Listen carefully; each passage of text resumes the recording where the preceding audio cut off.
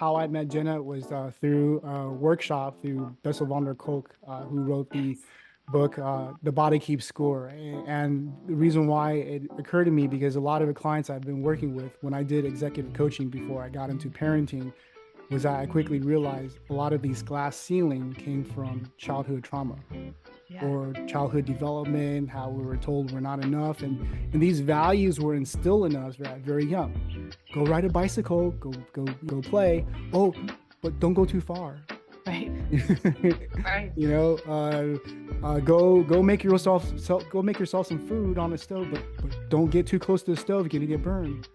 And you're like, which is it? Is it this one or this one? And that's how that entanglement starts. Can you talk more about that in your experience when working with your clients? Yeah, I loved the examples you were giving even from our childhood of like how we can get these, we don't even might not realize it at the time, these mixed signals of like, what does this all mean? I find that it's helpful when I say self-awareness can be such a pivotal and monumental competency to have and build as a leader. And when I say leader, I don't mean you got to have someone underneath you to manage. You are a leader when you lead yourself, period. So everyone's a leader in my book. But I think that self-awareness of there's two sides to every coin. And so your skills, your competencies, your abilities, your characteristics of who you are that brings out your personality and your preferences and opinions, we can look at them as a coin or a thing respectfully. It's not bad.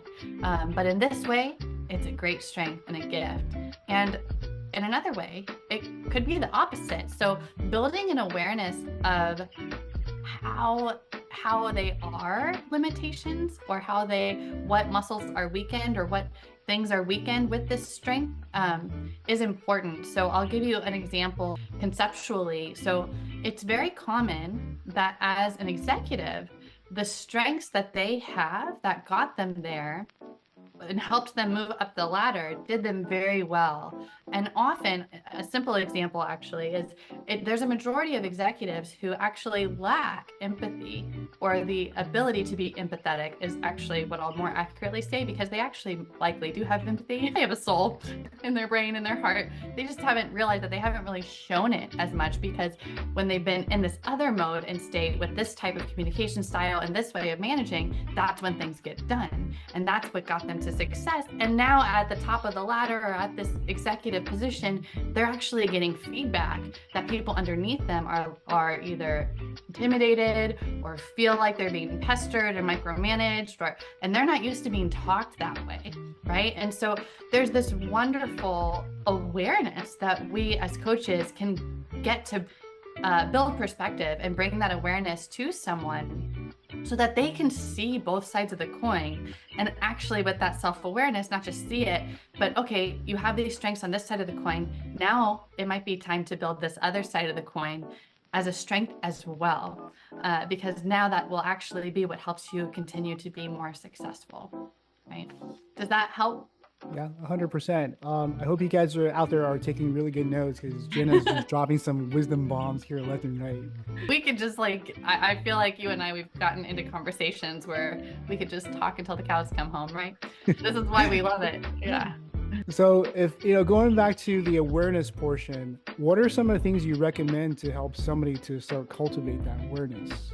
If like some of us don't even know we have this value conflicts, for example.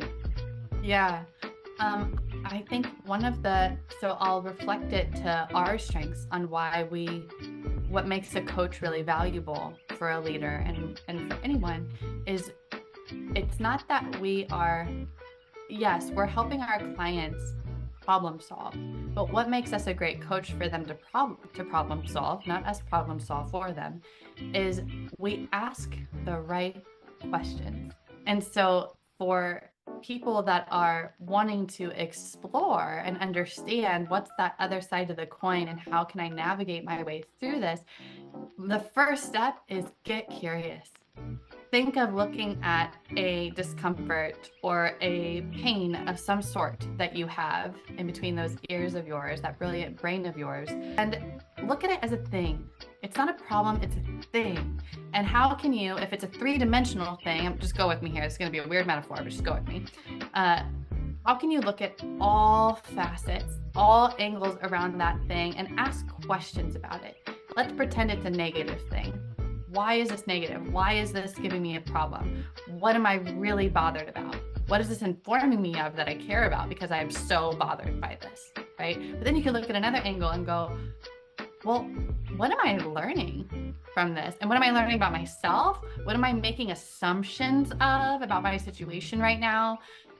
What am I complaining about that I could actually make a choice in the matter? How did I put myself in this position to begin with? There's all kinds of questions we can ask ourselves around a particular experience that we are having. And that's a great way to start to build that awareness, is just get curious and look at it as a thing and all the facets around that three-dimensional thing. You're talking about this curiosity, it definitely resonates with me, right? And that curiosity sometimes can be very scary as well, because it's the unknown. Yeah. It's like we don't know what we don't know. And then that feeling of uncertainty, that uncomfort, that's just like, it's very scary. It's very visceral. It can be, but I find that we have trained ourselves, or rather our brain's been wired to be uncomfortable with that, right? Because the main purpose of our brain is to keep us alive. So if we are in unfamiliar territory, it makes so much sense for us to have this knee-jerk reaction, and I say reaction, not response, to be afraid because we don't know what's here. However, the brilliance of a human mind and capability is that we make so many assumptions in what we actually know, right? And briefly, I know you know this, Alan, but we know what we know and we know what we don't know. And here's where coaching gets real fun. We also don't know what we don't know. And so sometimes with coaching, where the magic starts to really happen and people really start to not just grow, but incrementally, but exponentially, is because we help someone go from, I know, to, oh, now I know I know. We start going from one quadrant of knowing to another, if you will. And that's where they realize, oh, I was assuming I didn't know about this and it was freaking me out. And the freaking out that I don't know is actually preventing me from figuring it out, right? When I actually had the answer all along, there's nothing to be afraid of. So we can change the way coaches with their clients and people can change the way they're associating to this unfamiliar territory. It's not that, it might not be, I should say, that you don't know. The truth might actually be you just haven't thought about it yet. 100%. And you hit the nail on the head, right? For this is like, for those, I always talk about the unconscious incompetence. It's the exact same thing, right? So we move from that to unconscious competence, right? So that's the arc that we're working on. And as you're talking about this, it reminds me of this story. I'm a big fan of Ted Lasso. I don't know if you guys ever watched it. I love that show. Yeah, right. It's about leadership. It's about management. It's about, oh my God, there's so many fronts. It's about shaming, like how to overcome shaming. It's a phenomenal show. If you guys haven't watched it, go watch it, right? But there's a particular episode, the star of the show is Jamie. So this is a American coach, football coach, that goes into, the irony, goes across the pond to the UK to teach soccer. And he knows nothing about soccer, or back over there they call it football, right? And they have the star coach, his name is Jamie. He's the most brilliant, the most talented guy he can ever have on the team. And the reason why he was motivated is because his dad was, for all his life, has been telling him he's not enough. Like, you're not good enough, you're not smart enough, you're not fast enough. And that pushed him to become who he is, that the greatest soccer player on the team, right? And then one day his dad shows up and starts berating him again. Why can't you make another goal? Why do you need other teams? You just need yourself. And he's broken down on their soccer field. And this is the unconscious, incompetent part. Yes. And he's falling apart, and people are laughing at him. The entire thousands of crowds are laughing at him. His dad's making fun of him, telling him he's not enough. And I get a little bit emotional here, but that's when Ted, the coach, comes over. If what worked for you in the past isn't working for you now, maybe there's an opportunity for you to love your father, because he was the one who actually pushed you to get you where you are today. So now you have a choice of living in the past or be the greatest soccer player you can ever be. Yeah. Yeah. And I think what also comes with love and is such a form of love is not just a thank you for all the gifts you gave me and the strengths I got from this. And I forgive you. I forgive you. I forgive you.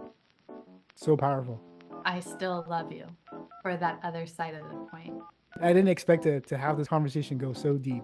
Well, really? Because this is what we do. Maybe like behind the curtain when we don't have a podcast interview. Exactly. And this is the reason why we can talk until the cow comes home, right? Yes. Just, I get so geeked out about like human behavior and this coaching process. And it's such an honor and a privilege to have friends like you, Jenna. Oh, I couldn't say it better. Thank you.